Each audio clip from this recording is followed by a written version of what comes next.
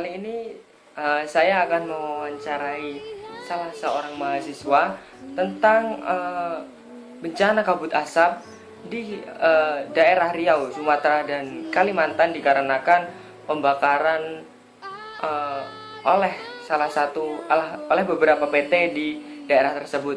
Langsung saja kepada narasumber, bagaimana tanggapan Anda mengenai bencana kabut asap yang dikarenakan pembakaran lahan oleh PT-PT di daerah Riau, Sumatera dan Kalimantan? Ya, terima kasih.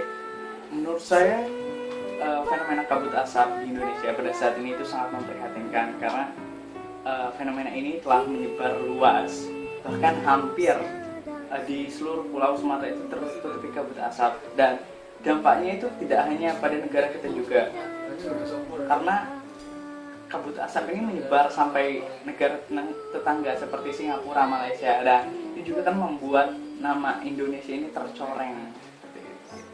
Setelah ditelusuri, itu dari pemerintah itu telah menetapkan beberapa PT yang terbukti melakukan pembakaran tersebut. Menurut kacamata Anda, apakah sanksi yang akan diberikan pemerintah nantinya terhadap PT yang terbukti melakukan pelanggaran tersebut? Ya, saya sangat setuju seperti yang dikatakan oleh Menteri Kehutanan dan Lingkungan Hidup, yaitu Siti Nurbaya, yang mana para pelaku pembakaran ini akan dikenai hukum paralel. Yang pertama itu sanksi administratif.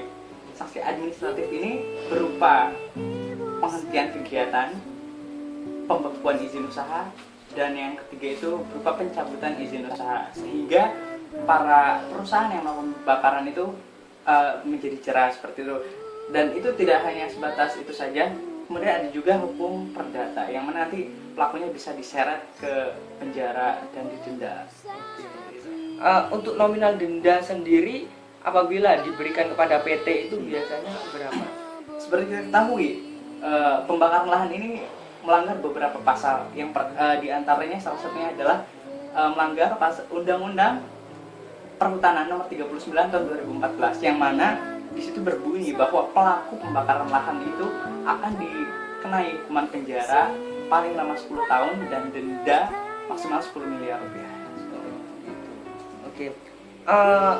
Yang terakhir ini adalah apa saran Anda kepada pemerintah, baik itu pemerintah, PT dan masyarakat sekitar, agar bencana kebakaran hutan ini dan kabut asap ini tidak terulang kembali di tahun depan?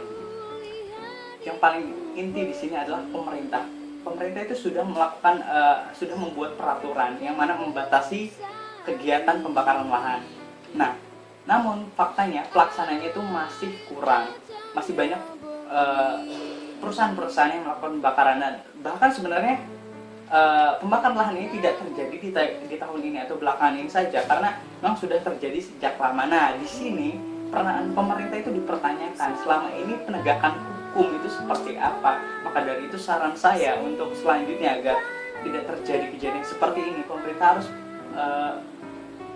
melaksanakan supremasi hukum, yang mana ketika ada suatu perusahaan atau perorangan yang melakukan pembakaran harus dihukum dengan tegas tanpa pandang bulu siapapun itu.